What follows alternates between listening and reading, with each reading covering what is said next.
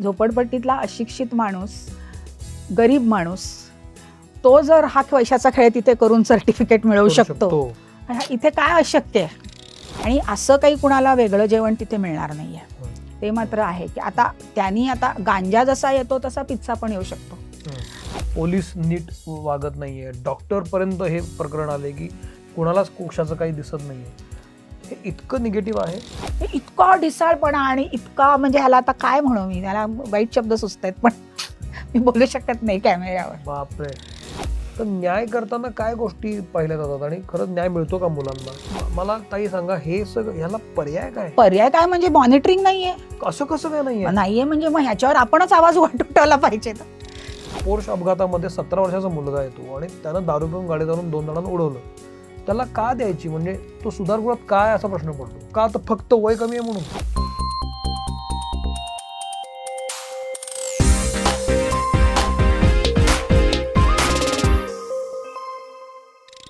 नमस्कार, मी सौमित्र बोटे. मित्रमणेमध्ये मी तुम्हा सगळ्यांचं स्वागत करतो. आज खूप महत्त्वाच्या विषयावर आपण बोलणार आहोत. आपल्या आजच्या पाहुण्या आहेत अनुराधाताई सहस्रबुद्धे. मी तुमचं स्वागत करतो. फार महत्त्वाचा विषय आहे. गेल्या काही दिवसांपासून पुण्यामध्ये जो अपघात झाला त्या अपघाताची चर्चा सातत्यानं होतीये आणि मग त्यानिमित्तानं पुणे आयुक्तांचंही वक्तव्य येत आहेत.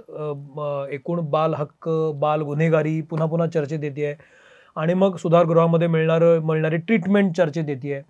एकूण हा अपघात आणि या अपघाताच्या निमित्तानं बाल हक्क आणि बाल गुन्हेगारी या विषयावर आपण आज बोलणार आहोत. फार महत्त्वाचा विषय आहे, कारण आपल्या घरामध्ये, आपल्या आजूबाजूला लहान लहान मुलं आणि अगदी वयात येणारी मुलं असतातच. त्यामुळे आपण सगळ्यांनी हा विषय बोलणं गरजेचं आहे. अनुराधाताईंबद्दल सांगायचं तर ताई जवळपास 30 ते 40 वर्षापासून या क्षेत्रात कार्यरत आहेत. बाल हक्क, एकूण सुधारगृह, बाल न्याय आणि अर्थात महिला आणि वंचित समाज यावर त्या काम करतात. चाइल्ड लाईनच्या त्या जवळपास 20 ते 22 वर्षापासून काम करत होत्या आणि खूप मोठा गाढा अनुभव त्यांना आहे. ज्ञानदेवी नावाची संस्था त्या चालवतात, फाउंडर आहेत आणि अजूनही त्या कार्यरत आहेत. तर असं ग्राउंड रियालिटीमध्ये काम करणारं व्यक्तिमत्व आपल्याकडे आलं. मी तुमचं स्वागत करतो. विषय खूप गंभीर आहे, पण एक आलेल्या पाहुण्यांचं स्वागत हा एक उपचार मी पूर्ण करतो आणि मग आपण विषयाला लागूया. तुम्ही आलात याबद्दल एक छोटीशी भेट आमच्याकडून, पुणे कॉटन कंपनीकडून. थँक्यू. एक छोटी भेट. आणि अश्मन पेबल्स तर्फे हा एक दिवा आहे, हा जड आहे तुम्ही. आणि ही आमच्याकडनं एक छोटीशी भेट. ही तुमच्याकडे नसेल अशी मला खात्री आहे. दिव्यांचं मी कलेक्शन करते. फॅन्टॅस्टिक. मग तुम्ही मला नंतर सांगा तुम्हाला कसं वाटतं. तर ताई, अर्थातच जसं मी आता म्हणालो, जो अपघात झाला आणि अपघातानंतर एकदम पुन्हा हा विषय चर्चेत आला. गुन्हेगार आणि प्रौढ नसलेले गुन्हेगार, 18 वयाच्या आतले गुन्हेगार आणि त्यांचे हक्क, त्यांना मिळणारी ट्रीटमेंट, श्रीमंतांची मुलं, गरिबांची मुलं, हे सगळंच समोर आलं. तर खूप कन्फ्युजन आहे आता समाजामध्ये. मला त्याबद्दल तुमच्याशी बोलावंसं वाटतं की ह्या घटनेकडे तुम्ही कसं पाहता? पुण्यात जी घटना घडली त्या घटनेकडे आणि त्यानंतर आता जे काही गोष्टी घडतात आजूबाजूला, की डॉक्टरांनी ते रक्त फेकून दिलं दुसऱ्या आणि त्या डॉक्टरांना पण अटक झाली, त्याच्या वडिलांना पण अटक झाली, मुलाच्या आजोबांना पण अटक झाली. हे सगळं काय आहे? हा क्रोनॉलॉजी कशी बघता तुम्ही याच्याकडे? मला बिलकुल नवल वाटत नाही, कारण आज 20-22 वर्ष जे काय मी मुलांच्यात काम करते आणि एकूणच बालन्याय मंडळावर 6-6.5 वर्ष 2 टर्म्स होते. तर म्हणजे एक जी आपली लीगल सिस्टीम आहे आणि पोलिसांचा व्यवहार कसा असावा नसावा किंवा बालहक्क चा अधिनियम जो united nations convention of childrens rights जे आहे त्याला भारताने मान्यता दिलेली आहे आणि त्याच्या आधारावर ज्युव्हेनाइल जस्टिस ॲक्ट हा मॉडिफाय झालेला आहे. आणि भारत सिग्नेटरी असल्यामुळे सर्व समाज आणि सर्व गव्हर्नमेंटची मशिनरी ही चाइल्ड फ्रेंडली करणं हे मॅन्डेटरी आहे आपल्याला. तर त्यानुसार पेपरवर सगळं एव्हरीथिंग इज इन प्लेस, परंतु प्रत्यक्ष ज्या पद्धतीने सिस्टीम्स चालतात त्याच्यात कुठेही पीडिताला न्याय मिळतो असं मला वाटत नाही. म्हणजे खेचल्या जाणाऱ्या केसेस किंवा कायद्यामागचे स्पिरिट न समजलेले असणं, ह्यामुळे आता जो ते निबंध लिही वगैरे अशा शिक्षा दिल्या गेल्या तर त्या म्हणजे ह्याच्यातूनच दिल्या गेल्या की त्याचा अर्थच समजला नाही. आता बाल न्याय अधिनियम काय आहे हे सुद्धा ज्या चर्चाच सध्या टीव्हीवर आणि वेगळ्या वेगळ्या चॅनल्सवर हिंदी, इंग्लिश, मराठी मी पाहतेय, असं वाटायला लागलंय की ह्यांना मुळात बाल न्याय अधिनियमच समजलेला नाहीये. तर बाल न्याय अधिनियमात सगळेजण शिक्षा हा शब्द वापरतात, तर शिक्षेची प्रावधानच नाहीये. म्हणजे एखादं त्याच्यात असं धरलेलं आहे, तो ऍक्च्युली त्याचा दाव आहे juvenile justice act for care and protection. तर तिथे आपण असं त्याच्या मागे गृहीत धरलंय की कुठलंही मूल जन्मता गुन्हेगार नसतं. जे काय त्याला संस्कार मिळतात किंवा त्याच्या सभोवताली तो जे पाहतो किंवा ज्या परिस्थितीत त्याला फेकलं जातं, तर अशाने तो गुन्हेगार बनतो. म्हणजे मी इथे एक तुम्हाला उदाहरण देईन की मी जेव्हा निरीक्षण गृहात, आपण त्याला रिमांड होमही आता म्हणत नाही किंवा त्याला नाही, त्याला निरीक्षण गृहच, कारण ऑब्झर्वेशन होम हा शब्द वापरला जातो. म्हणजे तिथे आपण त्या मुलाला ऑब्झर्व करतो आणि त्याला सुधारण्याची शक्यता कशी आहे ती बघून त्याला निरीक्षण गृह. रिमांड होम म्हणणंच आता गुन्हा झाल्यासारखं झालेलं आहे. म्हणजे तो नाही, म्हणजे एक सांगते, म्हणजे आता आमच्या सर्कल्समध्ये विशेषतः चाइल्ड राईट ऍक्टिव्हिस्टच्या कुणी असं म्हटलं चुकून कॉन्फरन्समध्ये वगैरे तर लगेच टोकलं जातं आणि ते चुकीचंच आहे. आणि त्याच्या मागची कारण ही भूमिका आहे की ते मूल हे चांगलंच आहे आणि त्याला आपण ऑब्झर्व करून त्याच्यासाठी काय करावं लागेल ते करायचंय. म्हणजे त्याचे जी काय मनोवृत्ती झाली. तर मी जसं सांगत होते की परिस्थिती कशी बनवते, तर मला आठवतंय की निरीक्षण गृहांना मी खूप जवळून, साधारण न्यायदंडाधिकाऱ्यांचा ही भूमिका नाहीये की त्यांनी जाऊन मुलांच्यात खेळावं, बोलावं, पण मी माझ्या ज्या संस्थेचा एक गंमत शाळा म्हणून वंचित मुलांसाठी उपक्रम आहे, तसाच एक थिएटर बेस्ड या मुलांसाठी सुरू केला होता निरीक्षण गृहात. तर त्याच्यातून आम्ही काय करायचो, रोल प्ले मधून त्या मुलांच्या समस्या समजून घ्यायचो आणि त्याच्यावरच छोटी छोटी आमचा एक ऍक्टिव्हिस्ट नाटकं बसवून ते मुद्दाम जजेस वगैरे समोर सादर करायचो. अर्थात तो खूप वेगळा विषय आहे, पण त्याच्यात एकदा बोलता बोलता एक मुलगा 10-12 वर्षाचाच मुलगा होता, खुनाच्या प्रयत्नासाठी तो तिथे आत आलेला होता.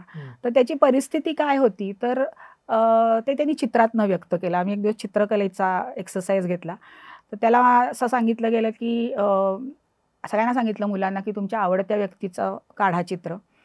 तर बहुतेकांनी आईचं चित्र काढलं, आजीचं चित्र काढलं आणि नंतर सांगितलं की वाईट तुम्हाला न आवडणाऱ्या काढा.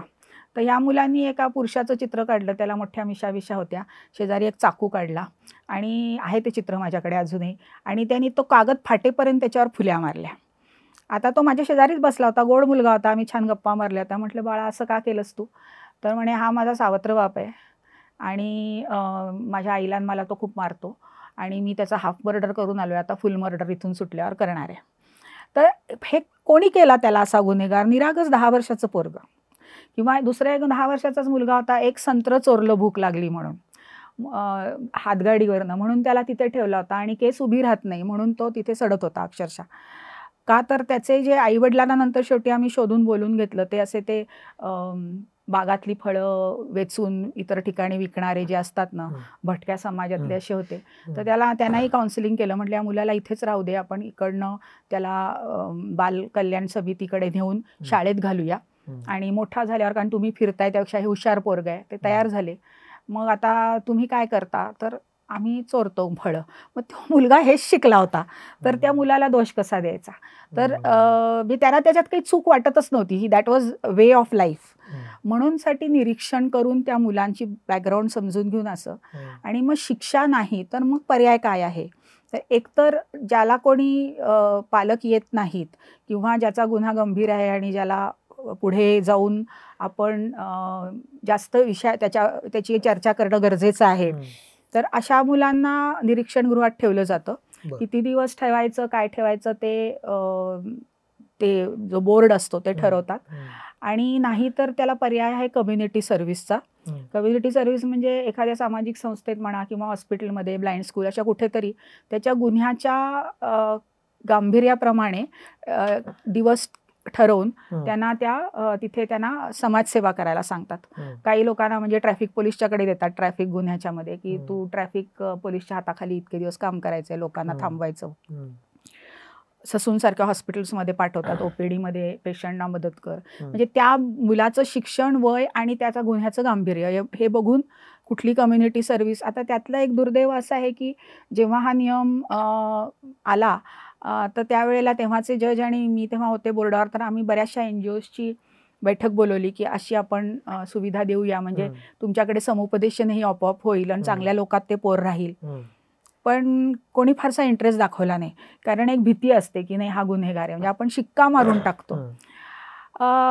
तिसऱ्या त्याला हे आहे की बेलवर सोडतात, गुन्हा तसा बॉन्ड घेतला जातो पालकांकडनं गुड बिहेवियरचा. काही ठिकाणी त्याला ठराविक दिवसानंतर पोलीस स्टेशनला किंवा आपल्या कोर्टाला हजेरी लावायची अट घातली जाते. तर अशा प्रकारे म्हणजे शिक्षा हा कॉन्सेप्टच नाहीये. आणि आता जे सगळे शिक्षा त्याला शिक्षा झाली नाही बोलतायत, आता तिथे अशा AC रूममध्ये दिवस रात्र शाळेत गेलेल्या मुलाला त्या निरीक्षण गृहात राहायचं ही सुद्धा शिक्षाच आहे.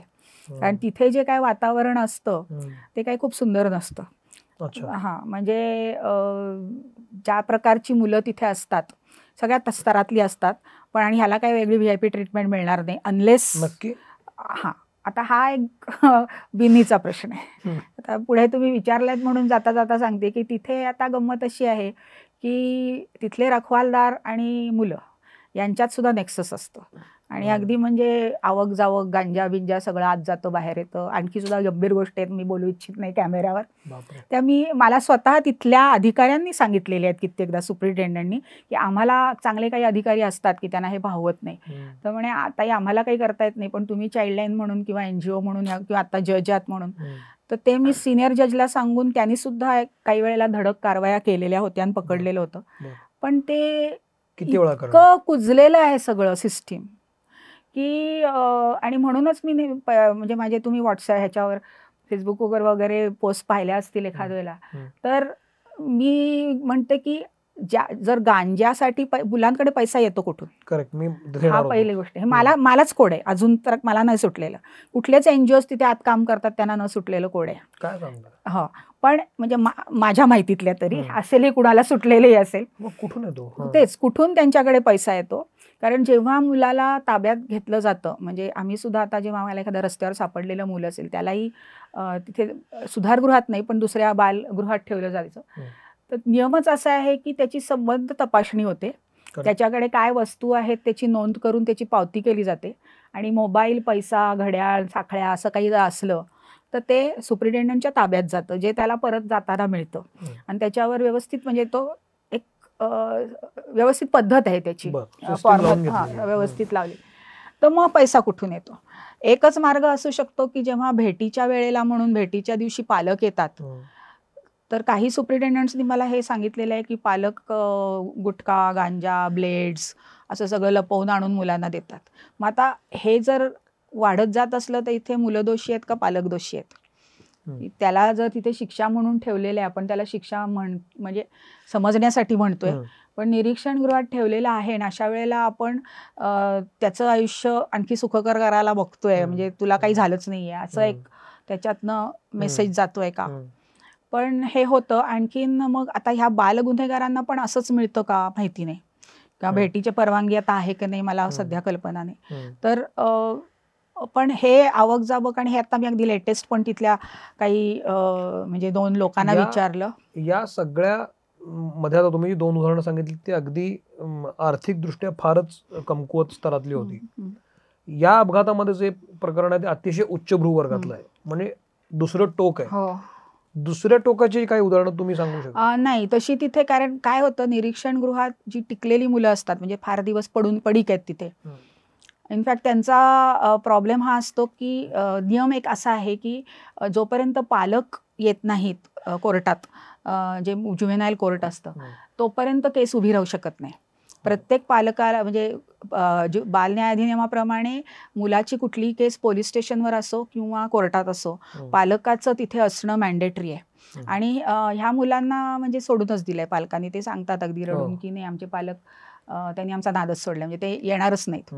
पण त्याला एक पर्याय आहे की खूप दिवस जर असे पालक आले नाहीत तारखेला, तर प्रोबेशन ऑफिसर पालक म्हणून उभा राहू शकतो.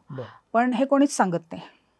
आता जेव्हा तिथे एक चांगली सुप्रिटेंडंट होती, दुर्दैवाने त्या बाई वारल्या आता, पण त्यांनी, मी जज असतानाच त्या होत्या, तर त्यांनी मला सांगितल्यावर आम्ही ते चीफ जस्टिसशी बोललो, आणि त्यामुळे आम्ही भराभर मुलांना बाहेर काढलं की म्हणजे कारण काय होतं, नाही तर ती तिथे कुजत राहतात मुलं आणि त्यांना काही शिक्षणाची सोय नाही.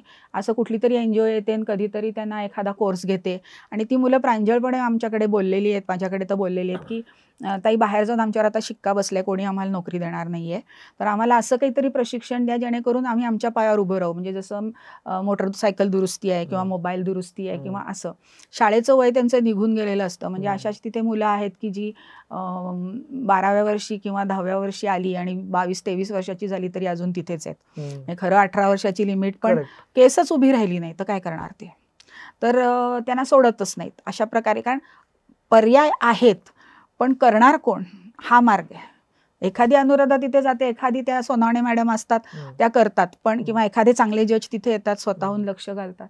त्यामुळे काय होतं, ही अशी साचलेली आक्रमकता आणि बघायला काही नाही. दिवस दिवस तुम्ही विचार करा, टीनेजर्स आहेत, शरीरात सगळे हार्मोन्स दंगा करतायत, मग ते लहान मुलांवर हल्ले करणं तिथल्याच. मग तिथे काही सेक्शुअल अब्युजच्या केसेस होतात, म्हणजे बॉय ऑन बॉय टाइप्स. मुलींच्या निरीक्षण गृहात ते काय फारसं वेगळं चांगलं वातावरण आहे असं म्हणता येत नाही. जेवणा खाण्याच्या बाबतीत काय आहे की त्यांना एक शेड्यूल दिलेलं आहे आणि ते खूप न्यूट्रिशनचा मुलाचा विचार करून सगळं ऑन पेपर खूप छान आहे.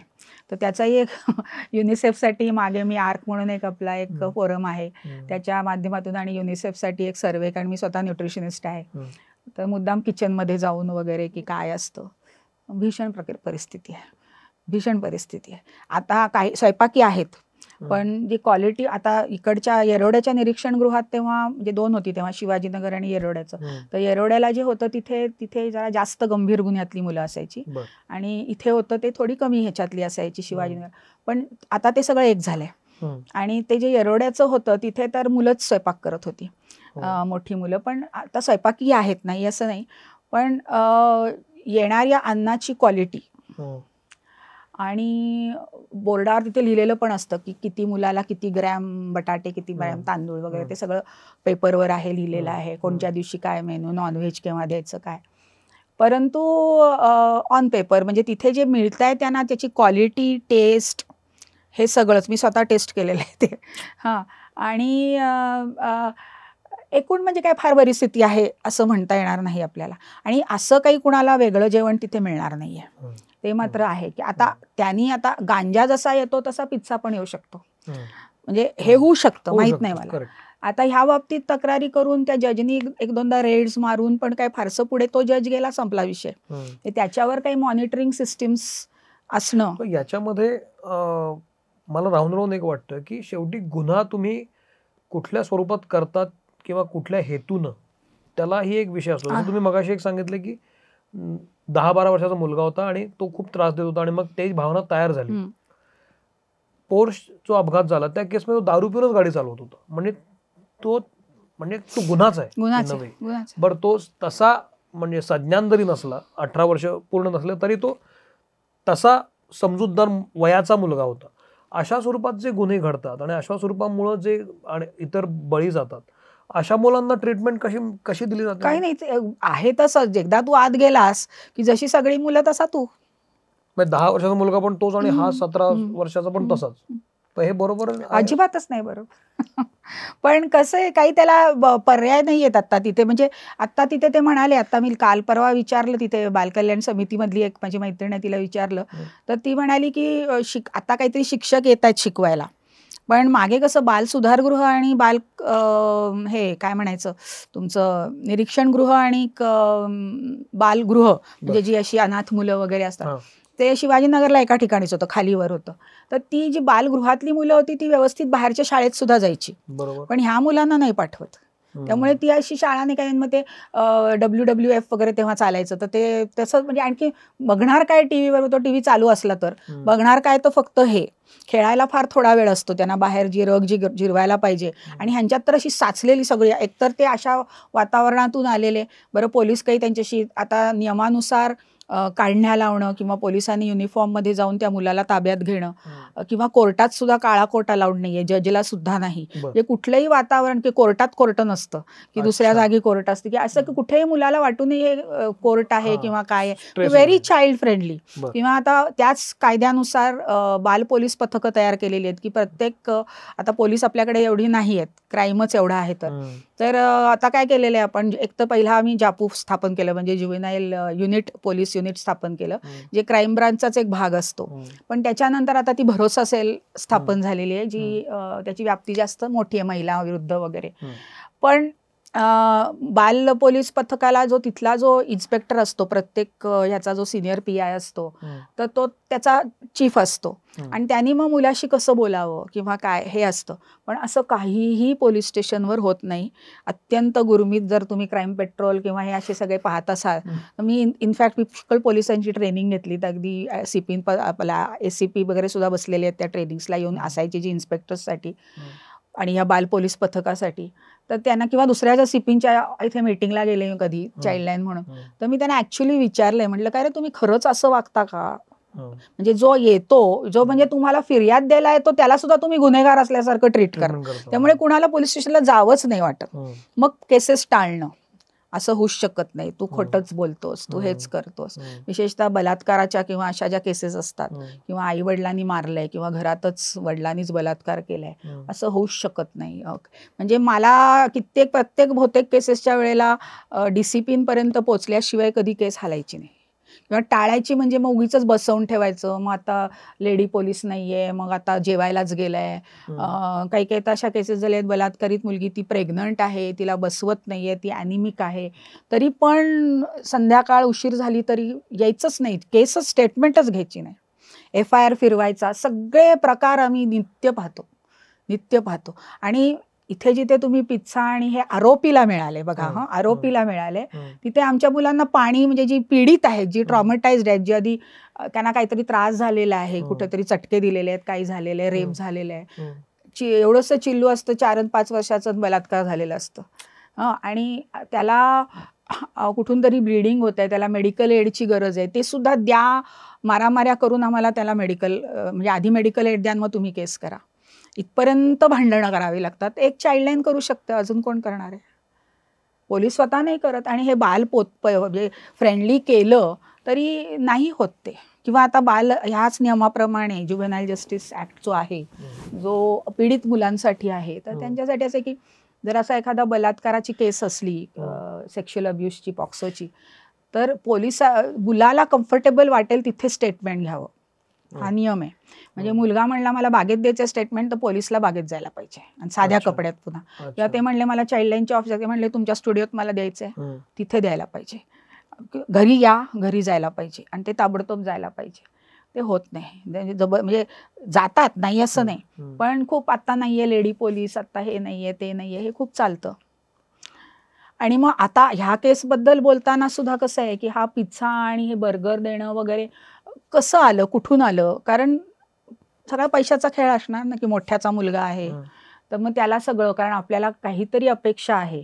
आता तुम्ही ससूनचं म्हणाल तर तुम्हाला मी एक पॅरलल केस देते. आता म्हणजे आमच्याकडेच एक अशी केस होती काही वर्षापूर्वी, बालविवाहाची केस होती.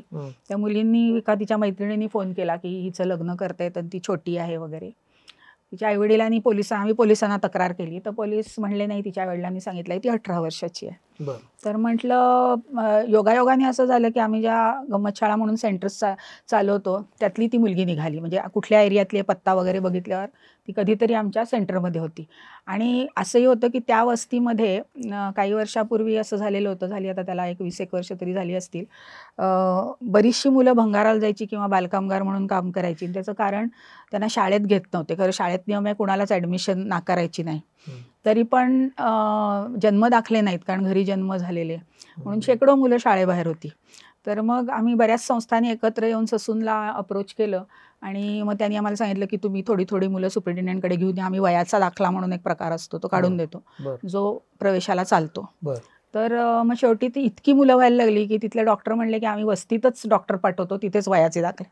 तर तेही त्यांनी केलं. तर त्यातली ती मुलगी होती नेमकी, त्यांच्या दाखल्याची कॉपी माझ्याकडे होती आणि तिचं प्रगती पुस्तकही होतं ज्याच्यावर लिहिलेलं. ते आम्ही प्रोड्यूस केलं पोलिसांना. तरी पोलीस म्हणाले की ठीक आहे म्हणे, आम्ही गुन्हा दाखल करतो आणि ससूनमध्ये तपासून घ्या, म्हणजे वयाचं व्हेरिफिकेशन. आम्ही तिथे गेलो. तिथल्या सुप्रिटेंडंटनी तिथे गेल्यावरच तिथे OPDलाच डॉक्टर्स, म्हणजे इंटर्न्स किंवा रेसिडेंट्स असतात त्यांनी सुरू केली बडबड की ह्यांना काय कळतंय, हे वरच्या जातीचे लोक आहेत, त्यांना आपली दुःख काय कळणार आहेत. आता खरं बरोबर गेलेला माझा एक सोशल वर्कर निओ बुद्धिस्ट होता आणि एक बाई ब्राह्मण होती. तर खरं आडनावावरनं कळेल असं ब्राह्मण पण नव्हती ती.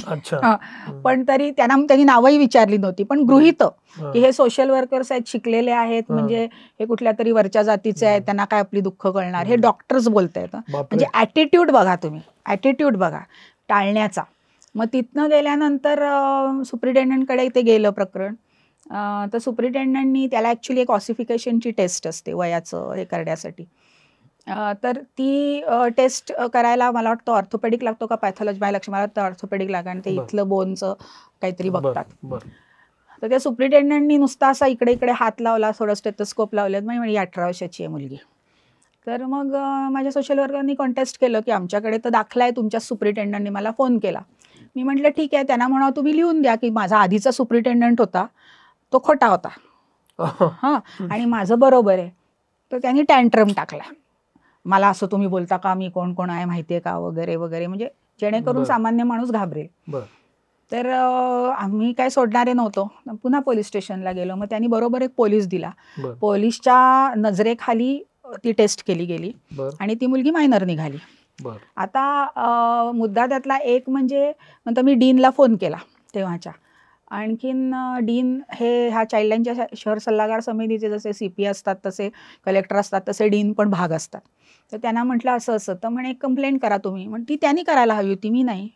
पोलीस कंप्लेंट करा सुप्रिटेंडंटच्या विरुद्ध. म्हटलं ठीक आहे. तर पन गार्डन पोलीस स्टेशनला कंप्लेंट केली. तोपर्यंत पळून गेला माणूस, रजेवर जातो म्हणून. तो विषय वेगळा आहे. पण ही मुलगी मायनर निघाली आणि एक झोपडपट्टीतला अशिक्षित माणूस, मुद्दा माझा हा आहे, झोपडपट्टीतला अशिक्षित माणूस, गरीब माणूस, तो जर हा पैशाचा खेळ तिथे करून सर्टिफिकेट मिळवू शकतो, इथे काय अशक्य आहे? म्हणजे मला त्यात अजिबात, मला सगळे विचारतात तुम्ही जसा प्रश्न विचार, मला काहीच नवल वाटत नाहीये. मी ह्याच्यातनं सगळ्यातनं गेली. आपण आता ज्या सिस्टीम बद्दल बोलतो ना, मला ते सगळं खूप निगेटिव्ह वाटतंय. म्हणजे त्या निरीक्षणगृहात गेल्यानंतर सुद्धा सिस्टीम अशी कुजलेली आहे की तुम्हाला सगळं मिळू शकतं, गांजा मिळतो, पोलीस नीट वागत नाहीये, डॉक्टरपर्यंत हे प्रकरण आले की कुणालाच कोशाचं काही दिसत नाहीये. हे इतकं निगेटिव्ह आहे की काहीतरी तिथं आशादायी चित्र दिसतं. याच्यामध्ये आशादायी सगळ्यात आहे म्हणजे जे सिनियर ऑफिसर्स आहेत, DCP अपवर्ड्स, ते खूप चांगले आहेत. आणि इव्हन CPs, म्हणजे सगळे आतापर्यंत एखादे CP असे होते की जे आम्हाला कळत होतं की दबावाखाली आहे, त्यांच्यावर दबाव नाही असं मी म्हणत नाही. कारण म्हणजे NGO जितक्या मोकळेपणाने किंवा एक अनुराधा सहस्रबुद्धे काही न करता काम करते, तसं होणं अवघड आहे गव्हर्नमेंट सिस्टीममध्ये, हे मी समजू शकते. पण ॲपथी खूप आहे. म्हणजे एक काय म्हणायचं त्याला, एक मराठी शब्द आहे त्याला, म्हणजे असं काय फारशी काही इंटरेस्ट नाही. मुलांच्यात इंटरेस्ट घेऊन, म्हणजे आपल्याला जर मुलासाठी वाटलं तर आम्ही का असं करतो, तर तडफड होते आमची त्या मुलाचं दुःख बघून. किंवा आता ह्या केसमध्ये म्हणायचं तर मी असा विचार करते की ती जी मुलं गेली आहेत आणि हा मुलगा असा का झाला, तर आणि ती मुलं गेली आहेत, तर त्याला त्याचं काही वाटतंय का पश्चाताप, तर का वाटत नसेल, तर ती त्यांची जीवन पद्धती झालेली आहे की आई वडील असंच क्लबिंग आणि दारू आणि हा जो मुलगा, तर त्याच्या दृष्टीने ती लाईफस्टाईल होती. बरं, जाता जाता उडाली 2 मुलं, 2 माणसं, असंही त्याचं असू शकतं. कारण पश्चाताप, आता माझ्यासमोर एक उदाहरण देते तुम्हाला. एक मुलगा आणला होता, असाच त्यांनी अपघात केला होता वडिला, तिथे वडिलांनी किल्ली दिली नव्हती, त्यांनी ती पळवली होती. 8वी 9वीतला मुलगा होता आणि नवीन बापानी काहीतरी फॅन्सी गाडी घेतली, तर ती त्यांनी पळवली. आणि त्याचा अगदी लंगोटियार शाळेपासूनचा मित्र त्याच्या बरोबर होता. त्या दोघांनी अशी गंमत. आता ही बंडखोरी सगळ्याच पौगंड अवस्थेतील मुलांच्यात असते. आपणही कोणत्या ना कोणत्या पातळीवर आपल्या वयात ती बंडखोरी केलेली आहे. आणि मुख्य म्हणजे चोरून कैऱ्या खाण्यात जी मजा असते ती नसते, असं आपण सहज बोलतो की विकत घेऊन किती दिल्या तरी. तर तशा प्रकारे चोरून गाडी नेणं बापाची, असं. तर हे स्वाभाविक आहे. म्हणजे आता त्याच्यावरही घरात तुमचे किती घट्ट संस्कार आहेत त्याच्यावर पण आहे. तर तो घेऊन गेला, गाडी धडकली, तो मुलगा मेला शेजारी मित्र बसलेला. तर ती केस आणतानाच आमच्या समोर अशी भावनात्मक करून आणली की तो खूप ट्रॉमामध्ये आहे मुलगा, त्याचा भाऊ, त्याचा इतका जीवश्च कंठस्थ मित्र मेला त्याच्यामुळे वगैरे. त्या पोराच्या चेहऱ्यावर कुठेही तसं काही दिसत नव्हतं. तरी पण ठीक आहे, असू शकतं, म्हणजे लहान मुल आहे, त्या दृष्टीने त्याच्याशी चांगलं बोलून वगैरे हे केलं. त्याला कम्युनिटी सर्व्हिस दिली. तर ती चाइल्डलाईनमध्येच दिली नेमकी, की म्हणजे तुमचे सोशल वर्कर, सायकॉलॉजिस्ट तिथे असतील तर त्याला समुपदेशन पण होईल. तर काहीतरी अमुक एक दिवस तुला रोज चाइल्डलाईनमध्ये काम करायचंय अशा तऱ्हेचं. तर तो आधी आलाच नाही. आला तर असा कधीतरी 2 तास यायचा, 3 तास यायचा. मग नंतर माझ्याकडे मेसेजेस यायला लागले की तुम्हाला काहीतरी बघा वगैरे. म्हणजे मग बॅग घेऊनही माणूस आला होता. त्यात काय होतं मी काय उघडून पाहिलं नाही. पण वकिलातर्फे की देऊन टाका सर्टिफिकेट झालं म्हणून. ही जी वृत्ती आहे ना आईवडिलांची, त्यांनाही म्हणजे त्याच्या मागची भूमिका समजलीच नाही की ही शिक्षा न करता त्याला काहीतरी सुधारण्याची संधी कोर्टाने दिली आहे. बाप आई बापाच्या जागी ते बरोबरच आहे. कशा बरोबर की तो मुलगा चुकलाय, त्यानं माती खाल्लेलीच आहे. पण मग आता मला असं वाटतं की कुठल्याही बापाला किंवा आईला असं वाटतं की चुकलाय तो, त्याला कळेल, पण आता ही शिक्षा नको. नाही, यातनं पर्याय मी तुमच्याकडे त्याच अगदी हेच वाक्य मी बोलणार होते की पालक म्हणून मी दडपडणारच त्याला त्याच्यातून बाहेर काढायला. पण एक पालकांना गोष्ट आणि समाजालाही समजली नाहीये की ज्युव्हेनाइल जस्टिस ऍक्ट मध्ये एक फार छान गोष्ट आहे, ती म्हणजे त्या मुलाचं नाव कुठेही रेकॉर्डवर राहत नाही. तर त्याच्यात म्हणजे जजमेंटमध्येच आमचं शेवटचं वाक्य असतं की एकतर आता तुम्ही आत्ताही पाहिलं असेल त्याच्या मुलाचा चेहरा कव्हर करून वगैरे शॉर्ट्स येतात, व्हिडिओ शॉर्ट्स येतात. तर कुठेही त्याची आयडेंटिटी रिव्हील होता कामा नये असा नियम आहे. तर खरं म्हणजे आता हे बापाचं नाव सांगणं, आजोबाचं नाव सांगणं म्हणजे ती होतीये रिव्हील, तेही चूक आहे. जर्नलिस्ट हे चुकीचं करतायत.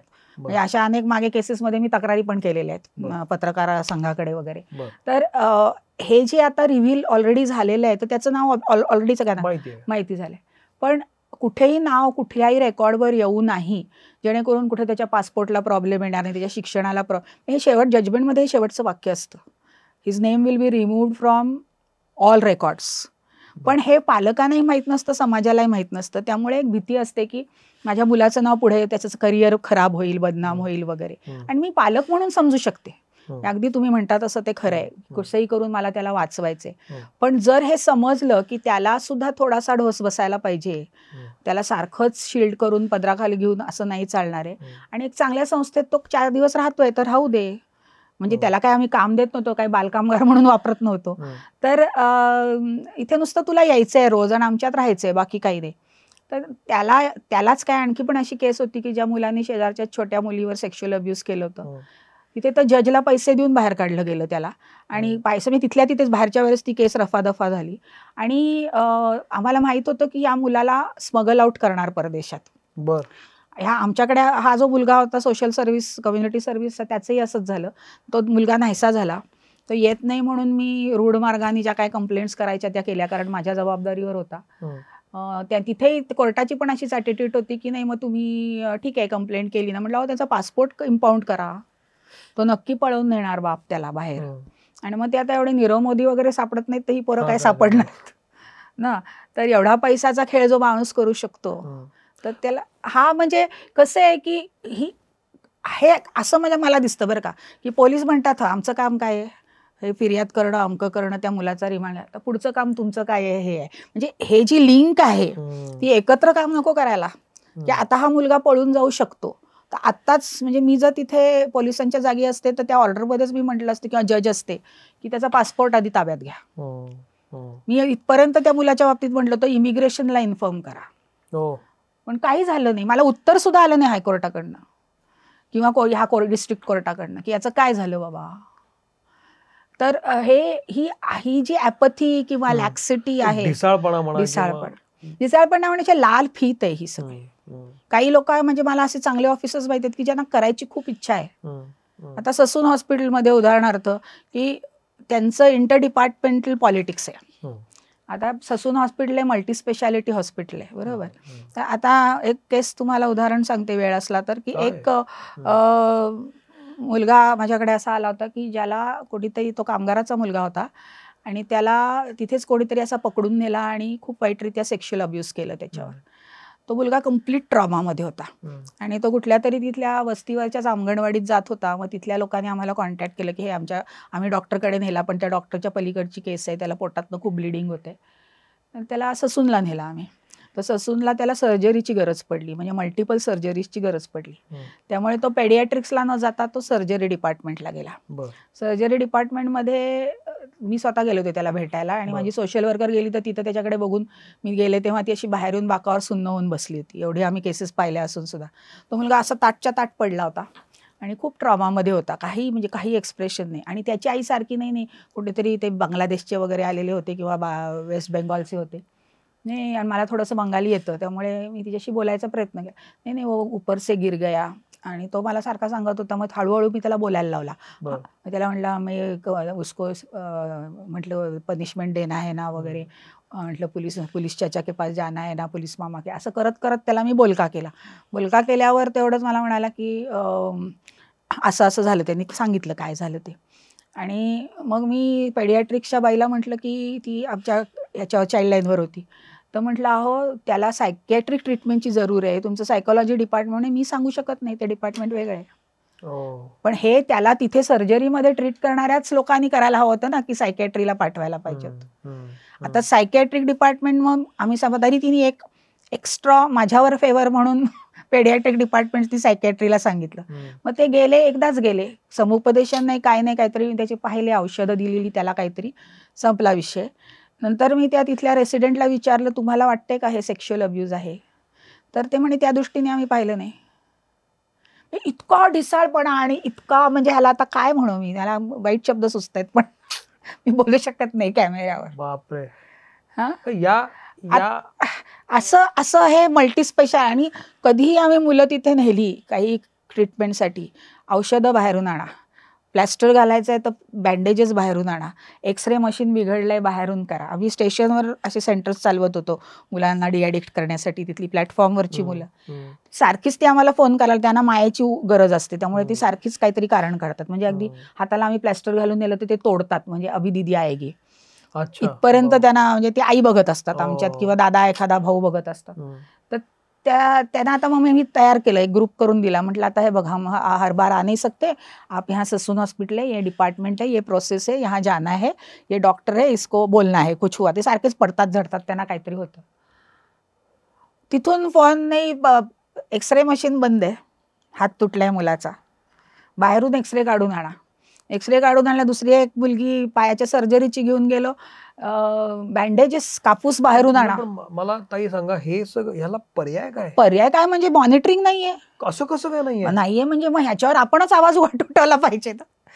एक हे बघा, एक तुम्ही मीडियामधनं करता, दिवस सुरू आणि काय चाललंय हे. मग ही औषधं जातात कुठे, ही बँडेजेस जातात कुठे, हा कापूस जातो कुठे, सप्लाय होत नाही असं तर म्हणता येत नाही ना आपल्याला. किती मोठं नेक्सस आहे. हो, सलाईन बाहेरून आणा, औषधं बाहेरून आणा, सगळंच बाहेरून आणा. मग तुम्ही हॉस्पिटल कसलं चालवता गव्हर्नमेंटचं? असं आहे. कमला नेहरूला कमी लागतं, इथे जास्त लागतं, असं माझी परवाच मोलकरीण सांगत होती. मग दोन्ही गव्हर्नमेंटचीच हॉस्पिटल आहेत, एकाच कॉर्पोरेशनची हॉस्पिटल आहेत. मला या निमित्तानं अपील करावं असं वाटतं की माध्यमं वेगवेगळी असतात, पण आत्ता जे ताई सांगतायत तो ग्राउंड रियालिटी आहे. आणि या निमित्तानं इतर माध्यमांनी सुद्धा या गोष्टीच्या तळाशी जाणं फार गरजेचं वाटतं ना. ते अवघड आहे, भयंकर. या विषयावर बोलताना जी गुन्हेगारी आहे, मुळात लहान मुलांची गुन्हेगारी, म्हणजे अज्ञान 18 वर्षा अलीकडच्या मुलांची गुन्हेगारी, तुम्ही जवळपास 30-35 वर्ष याच्यात काम करताय. या 30-35 वर्षांमधला हा ग्राफ तुम्हाला कसा दिसतो गुन्हेगारी? वाढत चाललाय. त्याचं कारण आहे की पालक आणि बालकातला संवाद तुटत चाललाय. त्याच्यानंतर मोबाईल्स, आणि करोनानंतर तर ते आता केसेस आमच्याकडे ज्या आईवडिलांकडून येतात मुलं, उन्मार्गी मुलं म्हणतात त्याला, तर ती खूप वाढल्यात. म्हणजे बिहेवियरल प्रॉब्लेम्स. इव्हन सायकॅट्रिस्टकडे तुम्ही विचारलं तर ती बिहेवियरल प्रॉब्लेम्सचे केसेस खूप झालेत. पॉर्न ॲडिक्शन खूप आहे मुलांच्यात. त्यामुळे 12-13 वर्षाची मुलं 4-5 वर्षाच्या मुलांवर सेक्शुअल अब्यूज करतायत. म्हणजे ते सेक्शुअल त्याच्यात काही नाहीये, पण ते बघतात ते म्हणजे ते विकृत झालंय सगळं. अतिशय विकृत गोष्टी माझ्याकडे येतात आणि त्या कशा झाल्या तर त्यांना कोणीतरी तसा त्रास देईल असं ते खूप मागे जातं किंवा आईवडिलांचं लक्ष नाही, मोबाईल दिल्याशिवाय होतच नाही हे.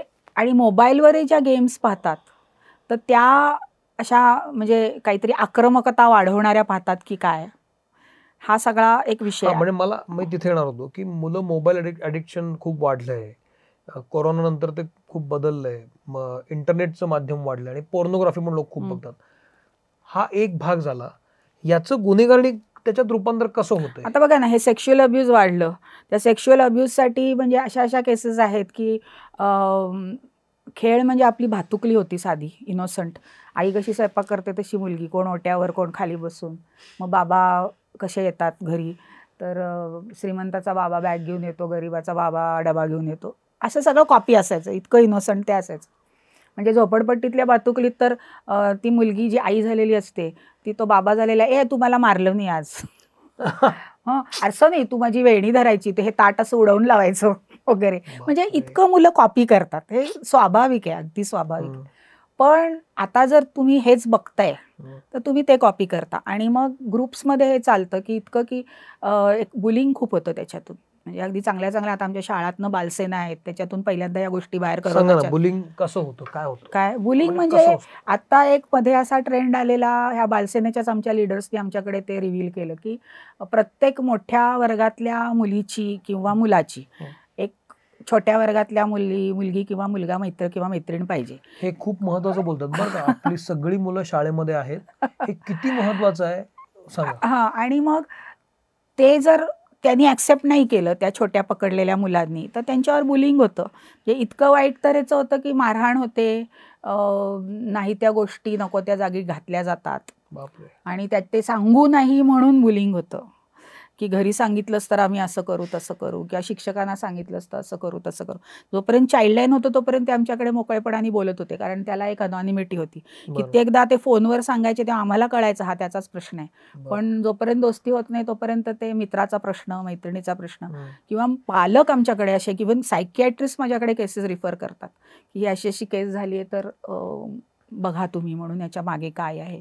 आणि पुष्कळदा त्या मुलाला बुलिंग करणारा आणखी कोणतरी मोठा मुलगा किंवा माणूस असतो, असं पण होतं. आणि मारहाण मी काय वाटेल ते म्हणजे अगदी भीषण आहेत केसेस. मी म्हणजे कॅमेऱ्यावर मला बोलायला सुद्धा ते संकोचल्यासारखं होतं. ते इतक्या केसेस आहेत. आणि त्याचं कारण मी नेहमी म्हणते की जो बाहेर मैदानी खेळ खेळायला पाहिजे मुलांनी, मुक्त खेळ, म्हणजे टेनिसचं कोचिंग आणि क्रिकेटचं कोचिंग असं बांधीव नाही, तर जो मोकळा खेळ आपण खेळतो, चला आता आईस्पेस खेळूया, आता काय पळापळी खेळूया, किंवा आता काय मारामारीच करूया, अशी म्हणजे इनोसंट मारामारी ती, तर तसं करूया, तर किंवा आता काय रामरावण खेळूया वगैरे, असं विट्टी दांडू खेळूया, हे जे रग जिगवणारे. आणि त्याच्याच बरोबर खेळ कसं असतं की एक संस्कार देत असतात की म्हणजे sometimes you have to be a follower, sometimes you can be a captain, तर पण दोन्ही ऍक्सेप्ट करणं. तर हे जे चांगले काही संस्कार, आणि पुन्हा मस्क्युलर डेव्हलपमेंट होते, शारीरिक डेव्हलपमेंट होते, सर्क्युलेशन सुधारतं. सगळ्याच खेळाच्या खूप भावनिक ह्या गोष्टी पण खूप असतात. तर ते सगळं बंद झालंय. आता मुलं शेजारी बसली तरी अशी मोबाईलवर बोलतात. ओके, त्याच्यानंतर खेळायला वेळ नाही. आता कायदा आहे आपला गव्हर्नमेंट ऑफ इंडियाचा, म्हणजे की मला वाटतं काय तो ऍक्ट करता नाव विसरले, तर त्याच्याप्रमाणे प्रत्येक शाळेनी मैदानं ही ठेवलीच पाहिजेत आणि मुलांना खेळायला वेळ दिला पाहिजे. आता तुमच्या काळात होतं की नाही माहित नाही, पण माझ्या काळात निदान पीटीचा तास असायचा. आता तोही नाही. आणि जो काय खेळाचा तास म्हणून ठेवलेला असतो त्याच्यात एक्स्ट्रा तास घेतले जातात. तर त्याच्यामुळे मैदानं सगळी बिल्डिंग्स, कारण त्याच्यातनं पैसा मिळतो, त्याच्या बिल्डिंग्स बांधून टाकतात. सगळी तुम्ही बघा आता कुठल्याही शाळेत जा, मैदानं सगळी ऑक्युपाय झालीत किंवा फरशा घातलेत, which is very very unhealthy. मातीचा संबंधच तोडताय तुम्ही माणसाचा. आता मध्ये आम्ही एका बालमेळ्यात मुद्दाम असं शोभा भागवत तुम्हाला ऐकून माहित असेल, आता त्या गेल्या बालभोजच्या, तर आम्ही सगळ्या बालभोनं मिळून एक बालमेळा घेतो दरवर्षी. तर तिन्ही मी खूप त्या दिवशी हे केलं की नाही, आता आपण पारंपरिक खेळाचे स्टॉल ठेवूया, मुलांना ओळख होऊ दे. आणि त्याच्यात कशी वंचित मुलं पण येतात आणि चांगल्या घरातली मुलं पण येतात. तर असं काचापाणी, सागरगोटे, विट्टी दांडू, आट्यापाट्या असे खेळ ठेवले, विसरत गेलेले. मुलं इतकी हरखून गेली होती, हा विट्टी दांडू असं असतं का वगैरे म्हणून. आणि गंमत म्हणजे आपल्या या खेळांना पैसा लागत नाही, काहीच लागत नाही. कुठलाही दांडू घासला, विट्टी झाली, कसलाही तर कबड्डी, ही मुलांना कबड्डी माहितीये, ती सुद्धा प्रो लीग वगैरे हे असलं सगळं, ते पायमोजे बूट घालून वगैरे असं नाही. तर ही रग जिगायला असे जे खेळाचे मार्ग आहेत, तर ते मुलांना आता माहित नाहीत. पालक बालकातला संवाद तुटलाय, त्यामुळे पालकाला माहीतच नाही बालक काय करतंय. जर मला एवढं वाटलं की मी जाऊन माझ्या आयुष्यातलं सगळं आईला सांगू किंवा वडिलांना सांगू, असा कोणतरी वडील नसेल, आई नसेल, मावशी असेल, आजोबा असेल, कोणतरी घरातली एक व्यक्ती वेळेला जी मला आधार पण देईल, असं कोणी राहिलंच नाही आहे. त्यामुळे काय झालंय की एकमेकात ही मुलं आणखी ते वाढत जातं.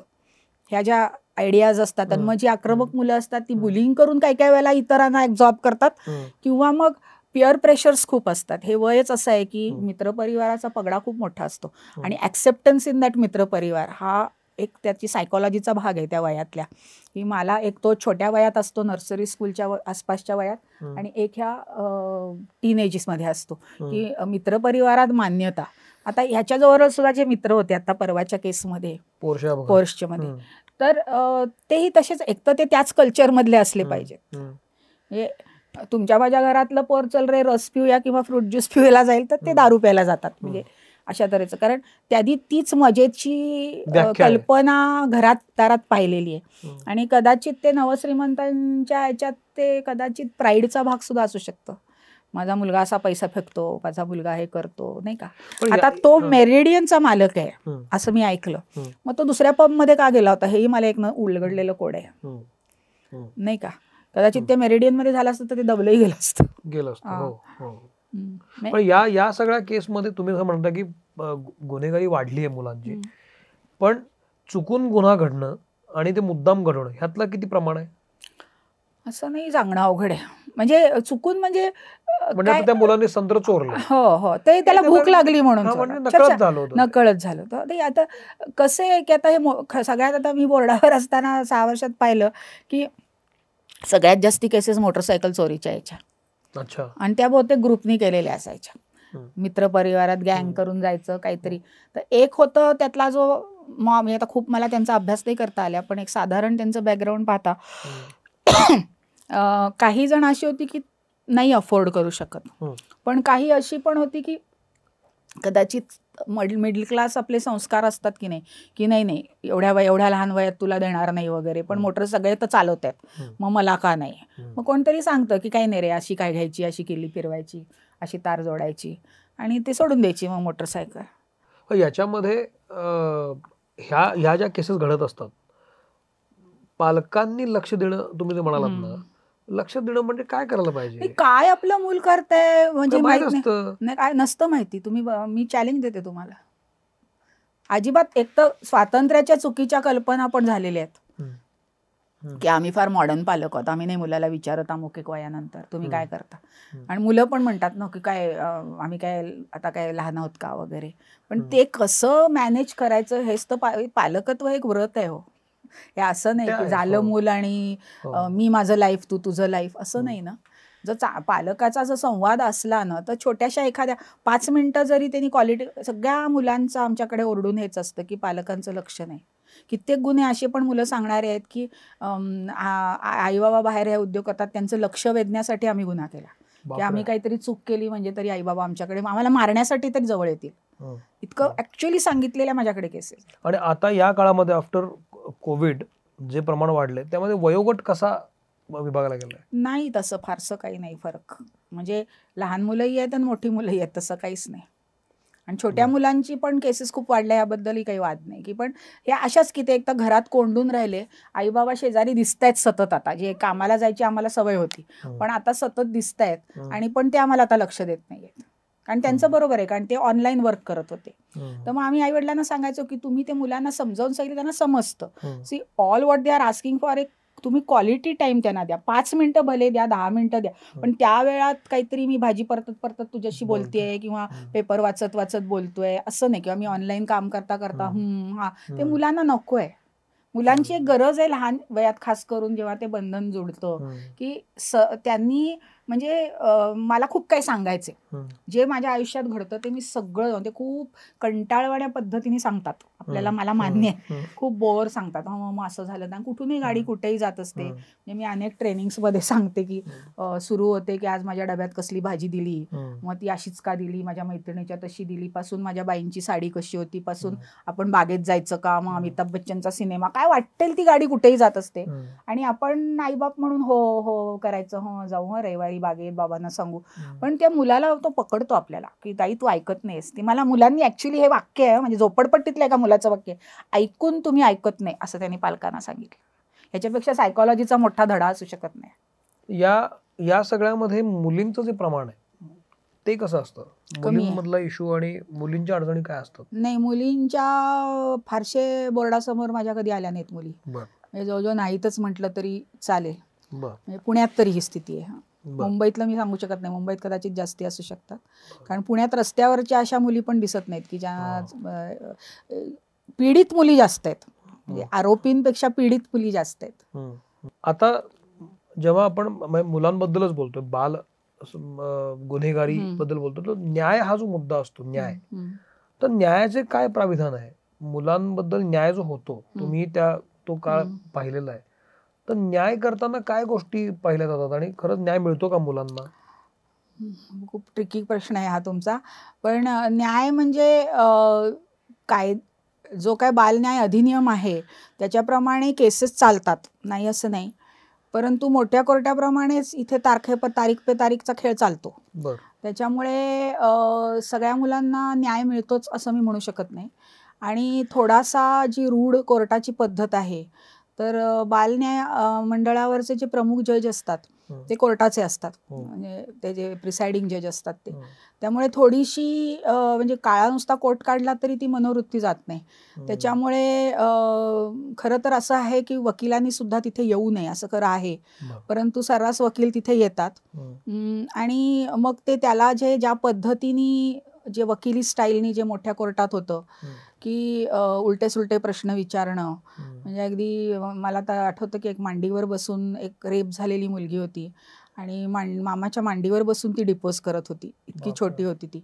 आणि ते सुद्धा तिला आईपासून तोडली होती का, आता इथे ती घटना घडली म्हणून तिला दूर कुठेतरी दुसऱ्या स्टेटमध्ये मामाकडे पाठवून दिलं होतं. म्हणजे गुन्हा कुणी केला, तिच्यावर अत्याचार झाला, म्हणजे तिला आईपासूनही, जेव्हा आता आईची तिला अत्यंतिक गरज आहे, तर तिला आईपासूनही तोडली.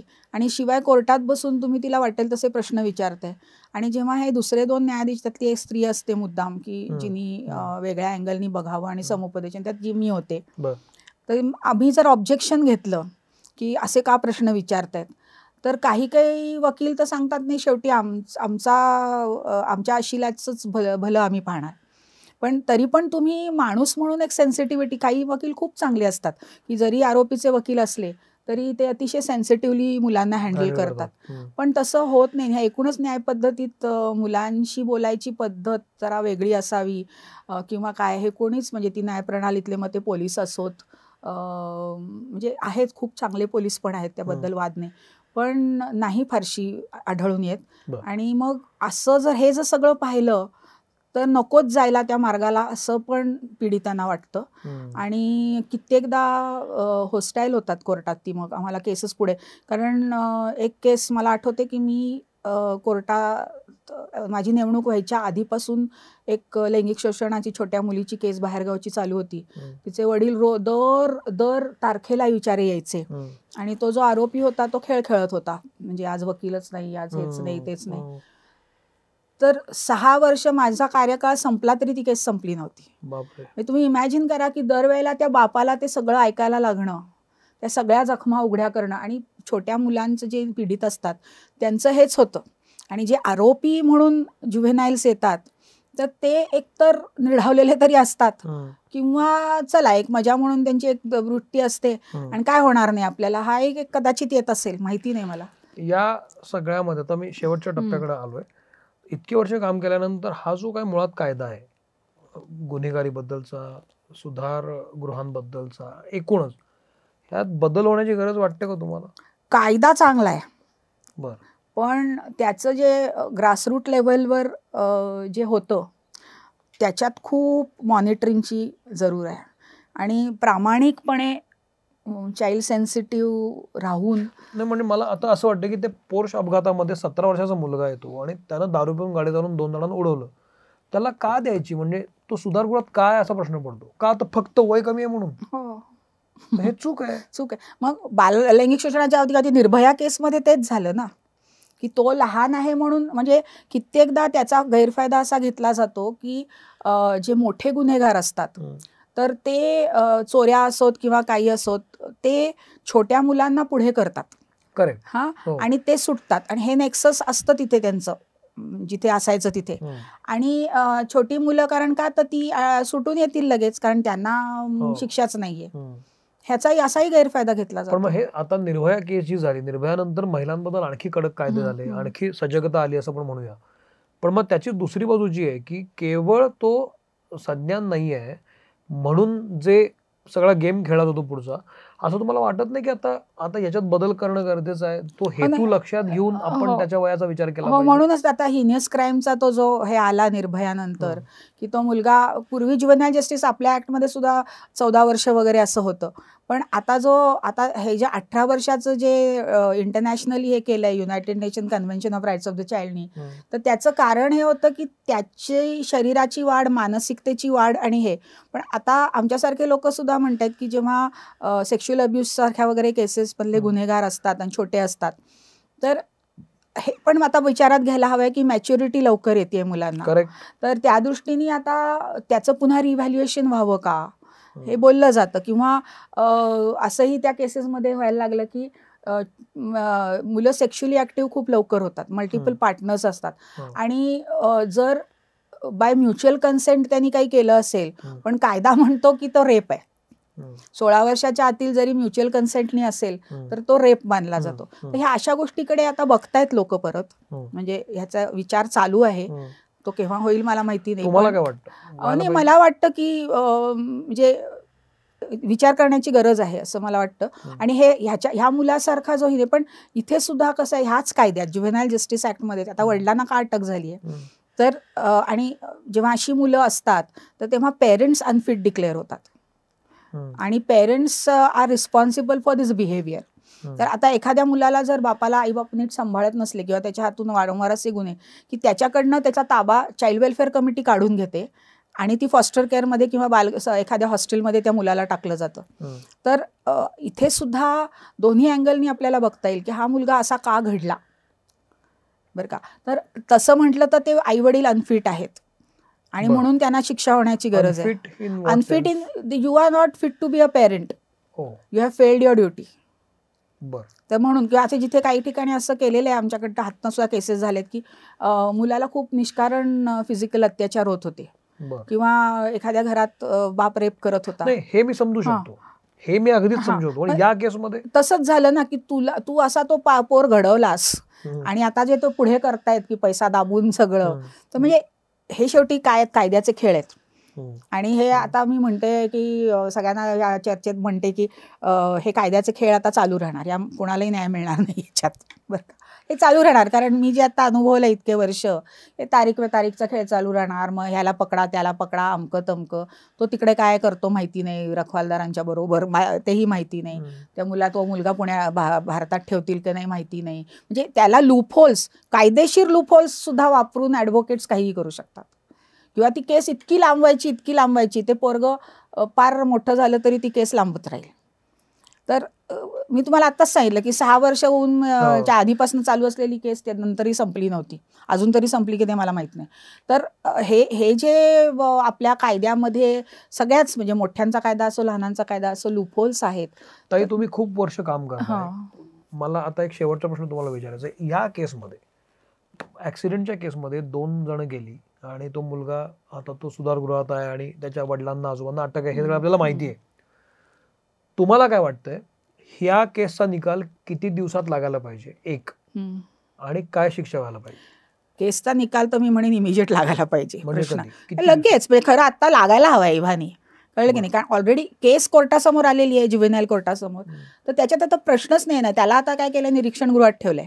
त्याला आता किती दिवस निरीक्षणगृहात ठेवायचं, काय करायचं ते आता पुन्हा ते सगळी केसची हे बघून ते करतील. परंतु पुढे काय, निरीक्षणगृहातनं काढल्यानंतर तो बेलवरच सुटणार, त्याला दुसरा पर्यायच, दुसरा मार्गच नाहीये बालन्याय अधिनियमात. तर त्याला हा झाला त्या मुलाच्या बाबतीत.